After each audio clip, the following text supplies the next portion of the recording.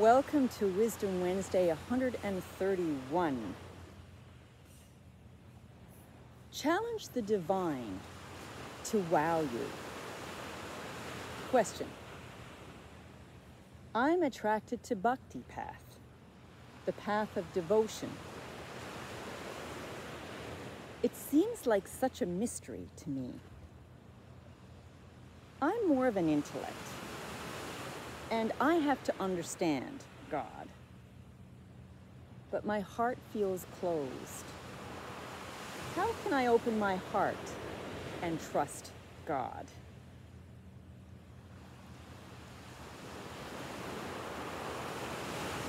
Yes, Bhakti. So there's these two paths, Bhakti path and the Gyan or knowledge path.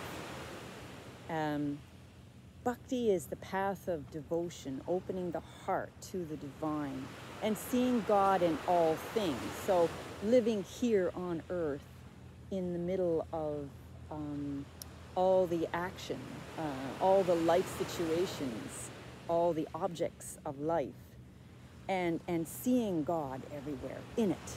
So God is always present. But you have to develop the ability to see God.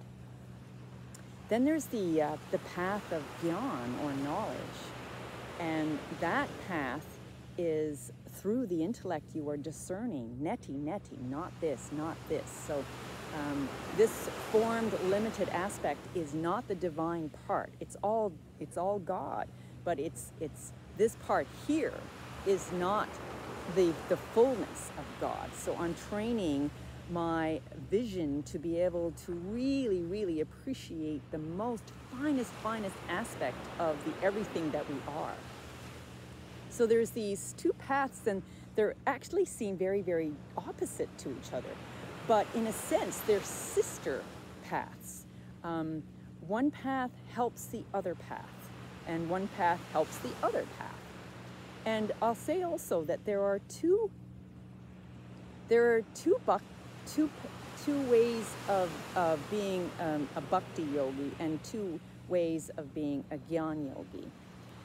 There's the human part, the human aspect of a bhakti yogi, and then there's the divine aspect. So we usually start off as a human. We start where we are, and we move forward in that practice. So the human part is where there's all this emotion, and sometimes we're led by the emotion or guided by the emotion, and we believe that whatever the emotion is, it's really true, and then we're caught up in it. So this is the human part. But eventually we realize that what we are striving for or wanting to have union with, like we are the lover and the divine is the beloved, we are striving for union with the higher part of our own self. So the bhakti is knowing somewhere that we are one, but we make it up. We create this illusion that there's a separation between me, the lover, and the beloved. As if like I have to work really hard and long for the beloved in order for me to become one with the beloved. So there's this play that happens.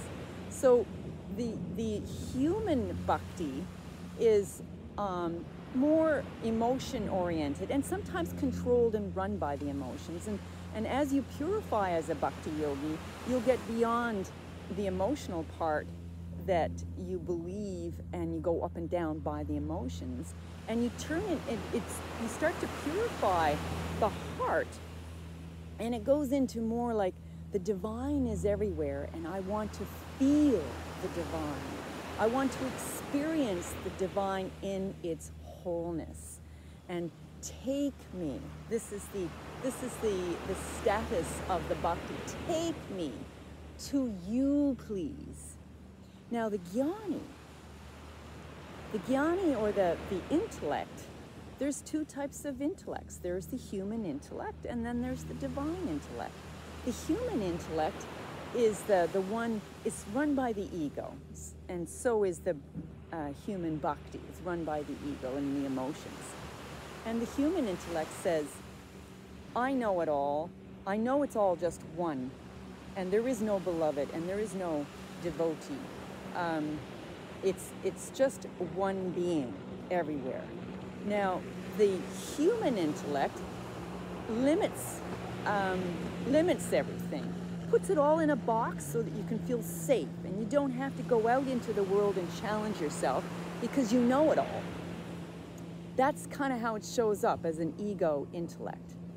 But as you evolve on the path, it's less limited.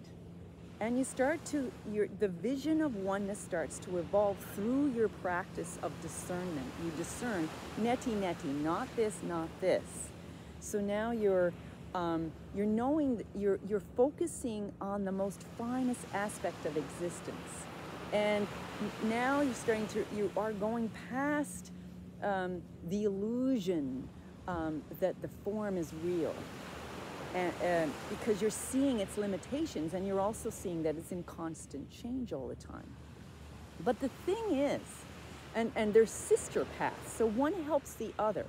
So if you're a jnani for a long time, like you say you are, perhaps you do want to start exploring the bhakti path. The bhakti path is a little more challenging because it requires you to be open. It requires your heart to take a leap, to jump off the cliff. You don't know what's going to happen next. And this is what the challenge is for the bhakti. The bhakti is saying, okay, divine, prove to me that you exist. Prove to me that you are larger and bigger than my ego, than my heart. I want to, you wow me, please. You are bigger than me. Now, but you have to show it to me. Show me how big you are today. And then tomorrow you'll say the same, show me something bigger today. So that's, it's the path of experiencing, the path of being in the world and seeing the divine in everything through experience, through feeling gifted by something a little bit outside. So there is this play, this pretend separation that I don't know, and I want you to prove to me that you are larger. And what's great about this, when you start to introduce bhakti into, from the path into the path of Gyan, is that Gyan says, yeah, it's all one. They say it's all one. I believe it's all one. I can feel it's all one. But what's missing is the proof. You want the proof on a heart level that, yes, it's all one. So this is your practice. So if you want to open up your heart, then demand the universe, the divine, to show you something greater than what you think you are. Ask the universe to wow you. And that's it for today's Wisdom Wednesday, and maybe see you next Wednesday. Bye.